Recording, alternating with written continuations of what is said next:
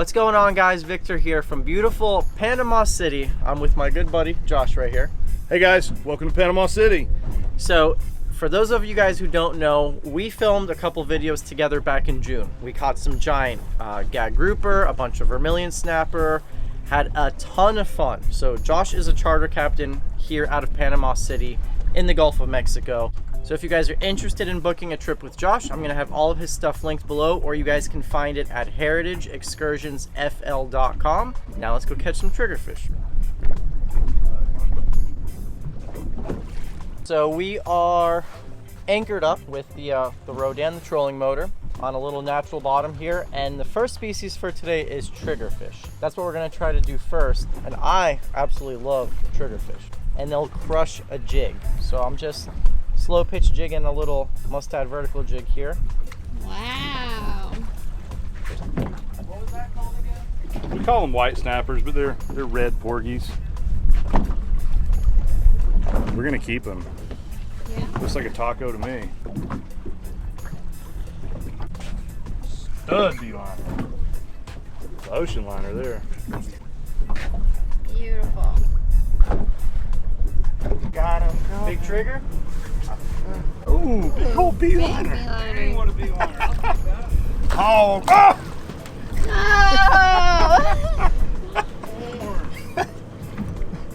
Welcome to Fishing with Calvin. That right there. Oh what yeah, we're after. That's what we're after.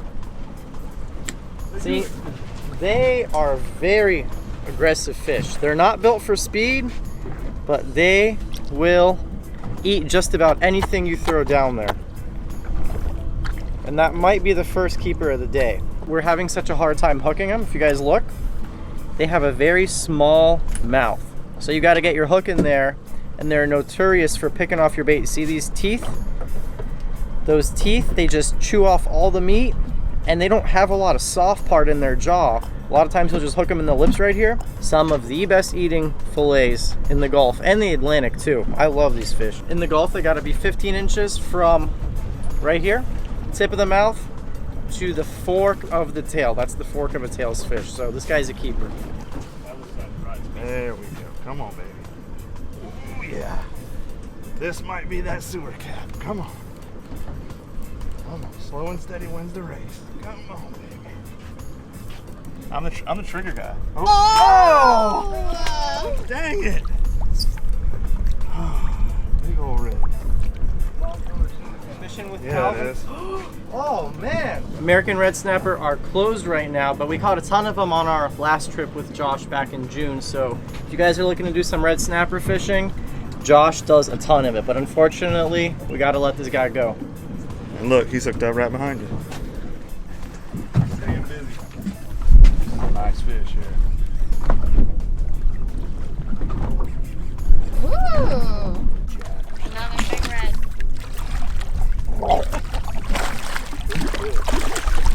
We catch these in June and July.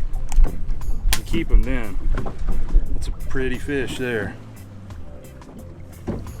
So this year the season ran from June 1st all the way to August 2nd, but as you can see, we're still catching them right now. We run catch and release trips all the time. It's still a lot of fun. Whole family enjoys it. We'll come and catch enough snapper, throw them back, have a good time. We'll keep just enough fish for you to eat while you're in town. There's bushes and that. Come on, baby. Be the right one. Oh, it's a trigger. Nice trigger. Come on. Come on. There we go. That's the one right there. Looks like it might be a box fish. Oh yeah, he's over. Look at that. Got another keeper. Oh, I got one off. Whoa. Digging. Yeah, that might be a red. Or a big old trigger. Oh, that's a good fish. What will it be? What will it be? Oh, it's a snapper. Ooh. Oh crap. Wow. That was a hit right there. Oh, they're rallying right now. Josh brought in a beeliner. Victor got a red. Yeah. Calvin's To be hooked up. determined. Calvin and I just doubled up on American Reds. I'm pretty sure Josh has one on up front too. Looks like you got yourself a new red snapper hole. Yeah, never caught a red snapper on this place until today. Wow. Because we're trying to catch triggerfish here. That's how it happens. Beautiful fish. We're all fishing 5-0 Mustad Demon Circles, and if you guys don't know, Mustad's a good sponsor on the channel, and you guys can actually save 20% off all Mustad and Toughline products. Use my code Landshark, linked below. Really important to use a circle hook though, especially for these snapper, because if you're throwing them back, like that, there's a lot less likelihood they're gonna be gut hooked when you're fishing a circle hook. So we have some cut up Boston mackerel, and I'm putting 2 pieces on just because these triggerfish are super pesky and they rip through your bait. So nice little presentation like that. So when I was a kid and we were commercial fishing, these were considered a trash fish. And then one day, I guess somebody ate one and they decided they were good. We used to call them leather jackets. We'd pull up on a place and we started catching a lot of triggerfish. We'd pick up the gear and move. And I swear one day we pulled up on a spot and I caught one and I threw it back and my dad had a fit. He was like, "What are you doing? We can sell those now." And ever since, they're one of my favorite fish. Come on, baby, be a keeper. Almost every single one I've hooked hasn't actually been in the mouth. They're just super aggressive, and just like that, the barb wasn't even through them. Okay, this is what I wanted to show you. So, they got the name Triggerfish. You guys have probably seen me do this a million times. This right here, when this fish runs away from a predator, it can put this trigger up right here, and it is almost impossible to push down. They can lodge themselves in a rock, or if something tries to eat it, you wouldn't want that lodged in your throat. So they push this up, but if you come right here, there's a little muscle right here that you can push down, and now it makes it easy to push down. But when this guy's in defense mode, I cannot, like, no matter how strong you are, you get the world's strongest man, you cannot push this thing down unless you push down this little lever right here. And I'm assuming that's how they got the name Triggerfish. Oh, that's a 15-incher if I ever seen one. They're like piranhas. Have you ever seen videos of them actually eating? So when they get down there, they're exactly like piranhas, man. They're like fighter jets. They're just all over the place. This guy's trying to bite the hell out of me. Oh, there we go. So when I jig, I try to do it real aggressive sometimes super slow, like you would a slow pitch jig. You kind of try to see what they want, and every fish species reacts a little bit differently to your jig presentation. Like amberjacks, they like it real fast and aggressive. These triggerfish, I'm kind of just bobbing up and down right on the bottom. Look at that. I didn't even hook this fish in the mouth. It's right on the outside right there in the soft part. It's really tough to get it actually in their mouth. Kind of been going spot to spot looking for those bigger triggerfish. We've got 3 in the box so far, and vermillion snapper, also called beeliners, are kind of like the bread and butter of this bottom fishery here. Oh my goodness. We got 1 red snapper. Oh, they just keep going, Josh. They're here. Wow. Feed a family in one fall. If you guys are looking to fill up the freezer, the fridge with meat, Josh is your guy. I mean, we got easily close to probably 20 beeliners. And you know, if you're planning a big family vacation or you want to just fill up the freezer, not a bad way to do it. Trigger, baby. Yes. Let's go. It's a pretty trigger. Don't pull a Calvin. There you go. Pretty one. Another one on the jig, guys. Really babying this one because I don't want to pull any more hooks, but I think this is a good trigger. Oh, it's a red snapper. Look at that. Last trip we fished, we caught a ton of fish on the vertical jigs. And this one, probably a just keeper red snapper. How many did you get? 7? And a white snapper. 1, 2, 3, 4, 5, 6 and a white snapper. Wow. Oh, okay, okay. Decided to wake up.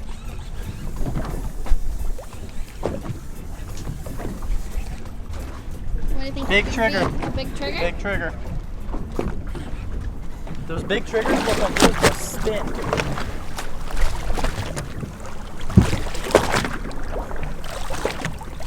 Oh man.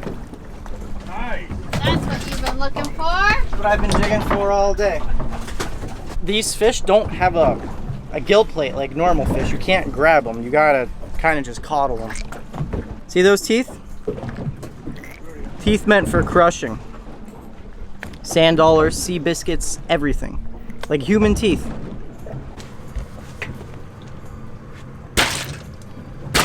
Two more coming. This is Papa Joe's. This is where Josh keeps his boat. Neat little dock. And we're gonna go take a ride over to Uncle Ernie's. It's Josh's favorite restaurant actually, so we're gonna go have lunch there. See you guys there.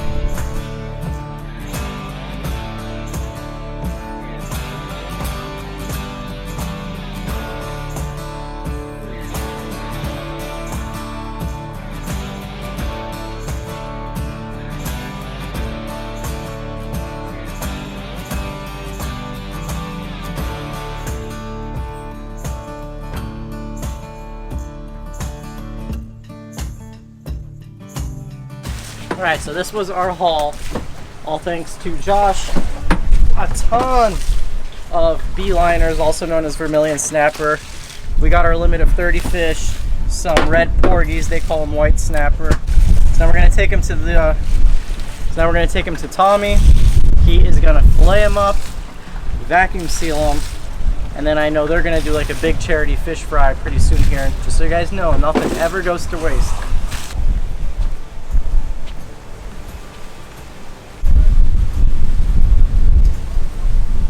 I'm just dropping them off. Yesterday was more like a boat riding experience. So you guys know I'm fascinated by like the whole commercial thing, and I try to make as many commercial videos for you guys as possible.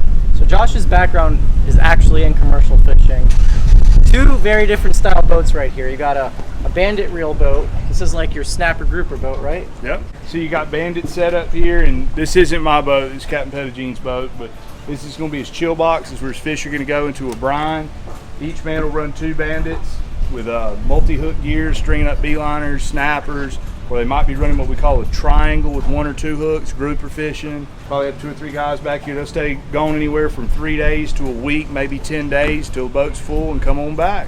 Seeing these reels makes me realize, you know when you walk into a tackle shop and you see that nice, shiny, fancy reel?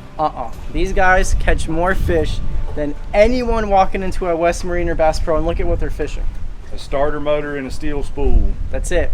And then this boat right here, this is a long line tuna boat. So the if you remember the movie The Perfect Storm, the Andrea Gale and the Hannah Bowden were both built right here in Millville, Florida, and this is the same style of boat that those were. And she later became a swordfish boat, like you know from the movie, up on the East Coast. And then your third boat right there, then you got a shrimp dragon boat. Yep. For all the Forrest Gump fans out there. Shrimp catching boat. Lover boy. What I think is neat about this dock, charter boat, shrimp boat, tuna boat, snapper grouper boat, you guys, and then a drift boat right there. And then you got another charter boat, Josh's boat.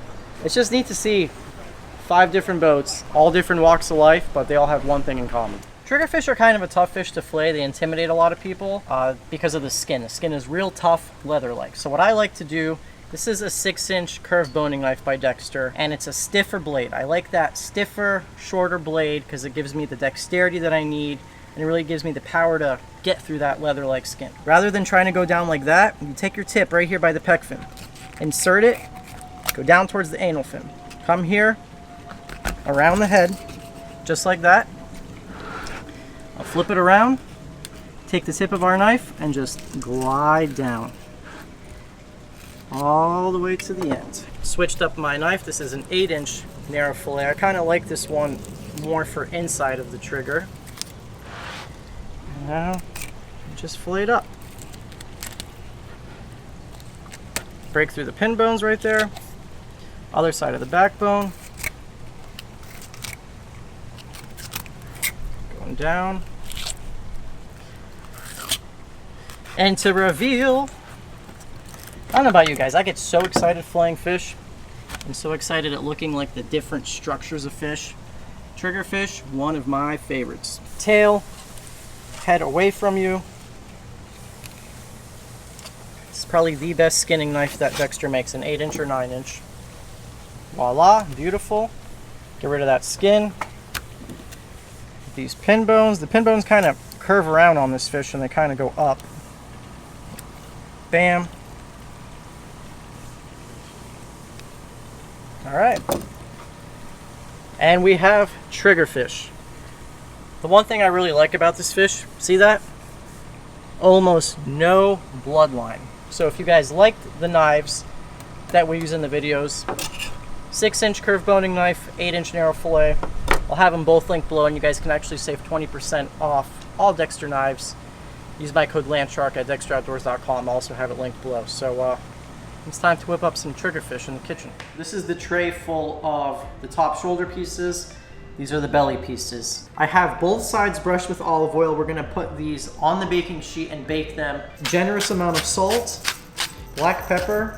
So to go along with our Italian theme, we're gonna do 2 dry herbs, thyme and oregano.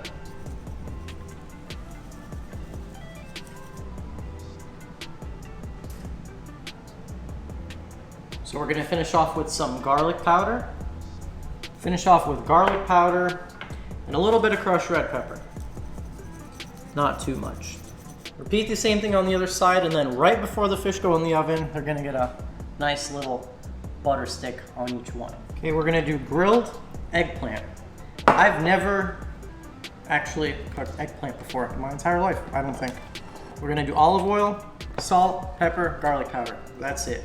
And then it's gonna just get that real good charry flavor from the Camp Chef Woodwind pellet grill outside. We're gonna do a little arugula salad.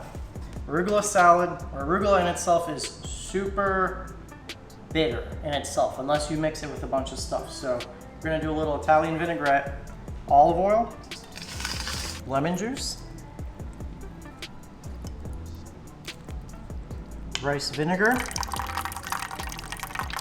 honey, mustard to emulsify, black pepper. We're gonna do a little fresh garlic, some chilled red onions, some white beans.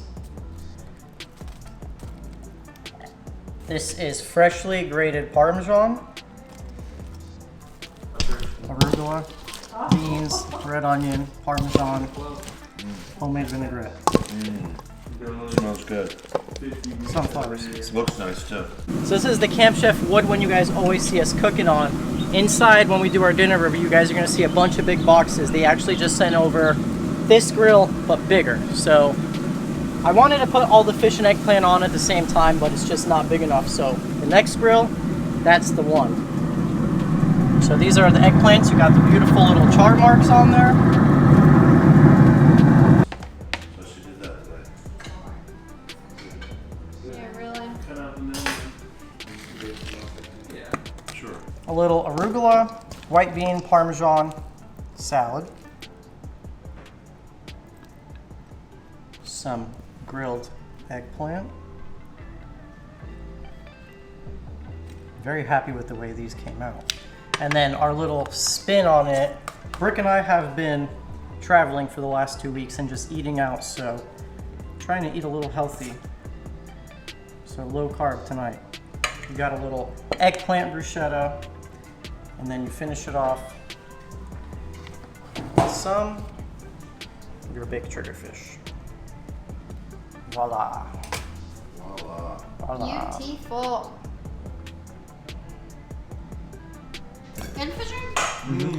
Oh, so good. Wow, that fish is tasty. Only thing I wish that was around this plate, Josh and everybody from Panama City. Eggplant, bruschetta, you got a little panfish, oven baked, and then your arugula salad. Brooke and Victor have been gone for 2 weeks, so we've been missing out on these dinners. And the first one back, Victor really did an amazing job. I already polished off my triggerfish, but it was excellent with that red pepper just to bite your tongue just a little bit. The arugula salad is so flavorful. And the eggplant, it really turned out superb. So I'm glad to have you guys back. James is back to work at Sassafras, and I told Brooke I was gonna take Brooke and Victor there, and Fisher and Gabby and Jed and Candace and my wife for dinner to celebrate 200,000. And Brooke and Victor never push the idea of smash the subscribe button. You just never hear it from those two. I told Brooke 200,000, she's got 187, and I'm ready to go to Sassafras. So can we get some people to push the subscribe button so Brooke can hit 200 and we can all go to Sassafras? I like the sound of that. Oh, I definitely got to go back for seconds on this one. It was super light and fresh. Everything was as good as it could have been. The triggerfish was amazing, and all those vegetables, everything was cooked so well. It's definitely an A+ on this plate. Well, first dish back home from our 2-week-long trip. We went up the coast, back down, all the way to Massachusetts and back down. This was absolutely amazing. I think it's one of my top dishes now that Victor has ever made. And a lot of times I say that I don't like cooking complicated things because they kind of intimidate me. And this actually wasn't too difficult. So if you're someone who wants to make something and wow someone or try something new, but you don't want to do too many steps, like honestly, try this because it's gonna be one of your favorite dishes you've ever had. This one's probably my favorite dish so far. Just the salad was really good, the dressing was very light. Everything just fit so perfect and I really liked it. It tasted very, very healthy, but very, very flavorful and so good. There's no better feeling than feeding people and knowing that they really enjoy their dinner. That's what I live for. That's why I spend hours preparing for these catch and cooks. And you guys see we put a lot of effort into them because I love these people and I like to make them happy, and I like these good, wholesome family dinners. So, and that's what I hope you guys replicate at home. You know, fishing is so much more than going out there. The older you get, the more you'll realize it and just come together. Family dinners are something that needs to happen in the household. So I want to thank you guys so much for watching. Big thank you to Josh, to Lauren, Ray, Kanika, all you guys in Panama City, Calvin and Morgan, and that's all I got for you guys. Thank you. See you in the next one.